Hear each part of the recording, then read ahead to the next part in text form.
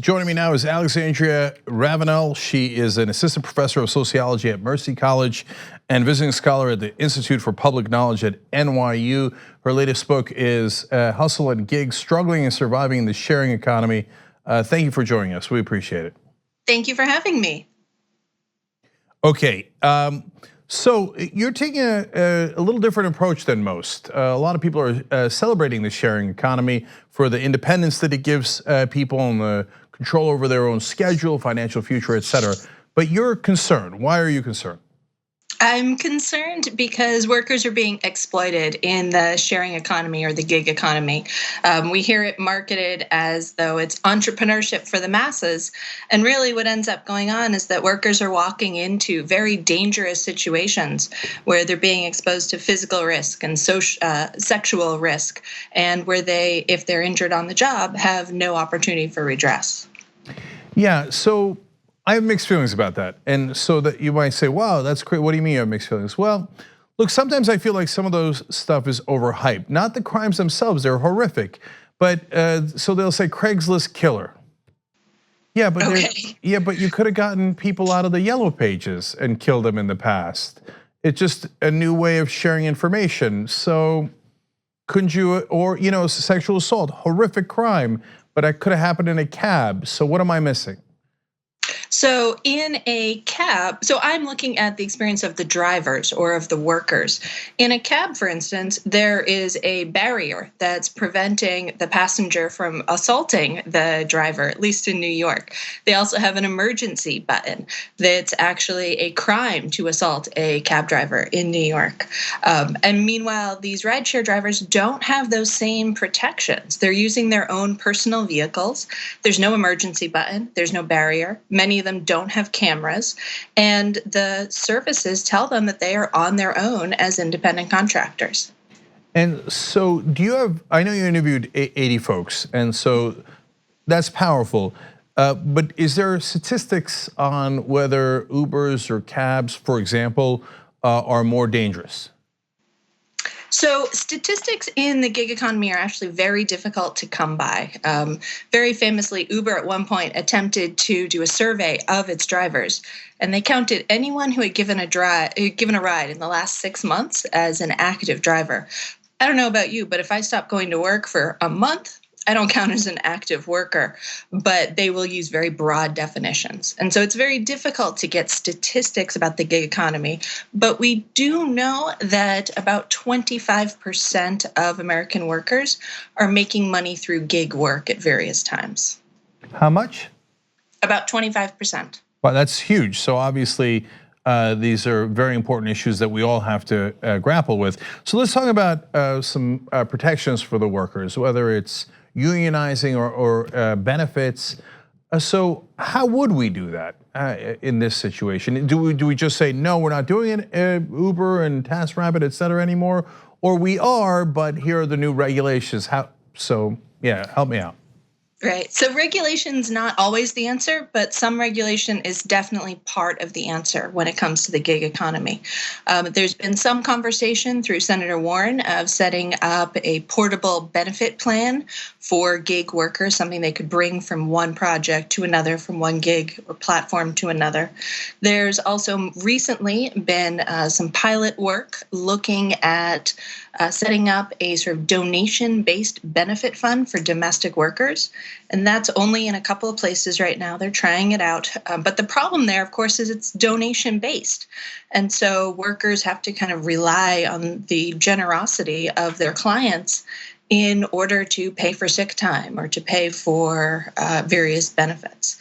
A better option would probably be to look at having benefits that are across all platforms, or require these platforms to pay their workers as W-2 workers.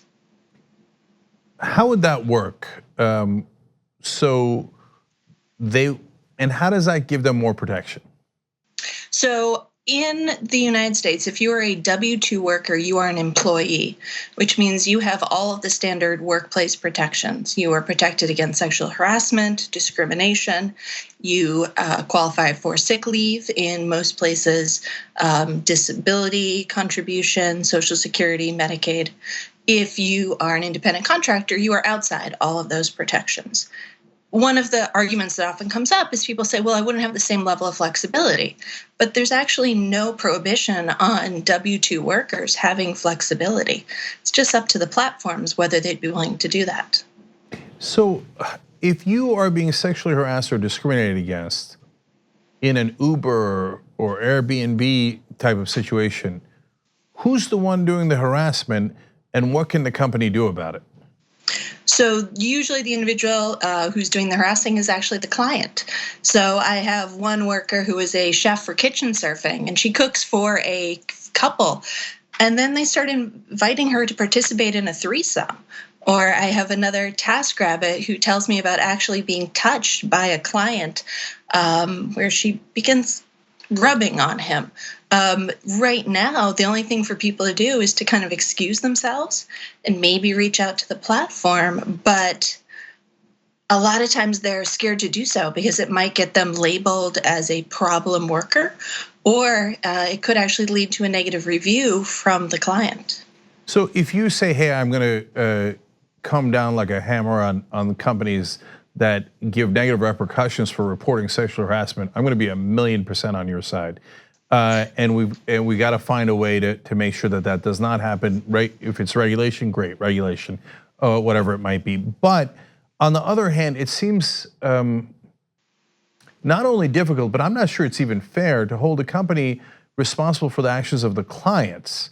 So how in the world would they know what a random, woman or guy is going to do when you call them in for TaskRabbit? Right. Well, that's a fantastic point. But the problem is the worker doesn't know either. And these companies make it very easy for people to set up a number of accounts. One of the things that often comes up with rideshare drivers is, well, somebody has a credit card number, Uber or Lyft knows exactly who this person is. But Uber has gift cards that you can purchase. So you can actually be an incredibly anonymous passenger. You don't have to fill out your profile. And that's one of the things that often comes up is that the workers have to have profiles. They have to have their name and photo and little bios, but the clients don't. And so if they even had some basic checking, requiring a driver's license for people to use these platforms, that would go a long way towards protecting the workers. Okay, see, that's an idea I like. So if you're not going to do anything wrong, and this is not the Big Brother, it's not police, but it's a company saying if you want to use my services, you have to give her a driver's license. So in case something goes wrong, I'm able to protect my workers. Great. Exactly. Yeah, that makes sense, right? Now, I'm sure that you know that a lot of people love these services. And I'm not just talking about the clients, I'm talking about the workers that you are trying to protect. They love the freedom of being able to work whenever they want. They don't want an annoying boss like me checking out their time, etc. You get it. So how do you address those people?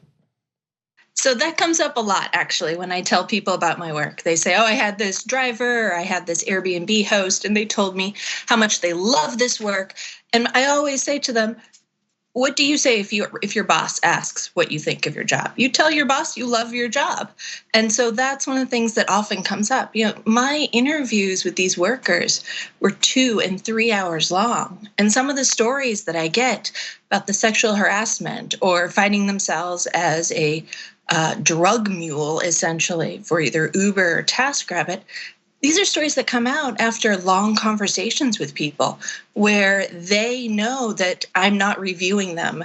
I'm not their boss in that moment. And so a lot of times the stories that people get from just a short conversation with a gig worker is not actually going to give them the full story about what's going on behind the scenes. Yeah, but the anecdotal evidence there is incredibly strong. So, and obviously we could agree to disagree, and you wrote a whole book about it. What do I know? And I'm going to give you an annoying Thomas Friedman-like thing about how, well, I've been in a lot of Ubers and talked to a lot of them, right? But they really do seem to enjoy the freedom, and it's logical, it's understandable. And so I guess to kind of conclude and bring all that together, how do we get the best of both worlds? Is that possible? Is it possible to give them that freedom and the things that they really like about the share economy, both for the clients, but mainly for the workers, and while still protecting them? Yes, absolutely. We can implement benefit programs. We can classify people as W-2 workers, but still giving them flexibility. We can develop protections where the platforms keep track of who these clients actually are, where the platforms are not able to have gift card programs.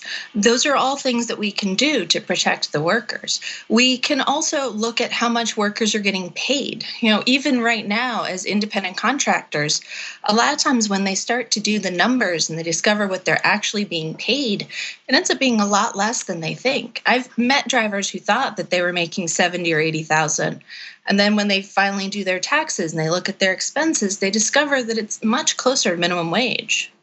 Okay, super interesting. Everybody check out Hustle and Gig. Appreciate the perspective. Thank you so much for coming on the Young Turks. Thank you for having me. All right. On the go, don't worry, we got you covered. You can still listen to TYT at our new podcast network. Find us on Apple Podcasts, the Google Play Store, or at tyt.com/podcast.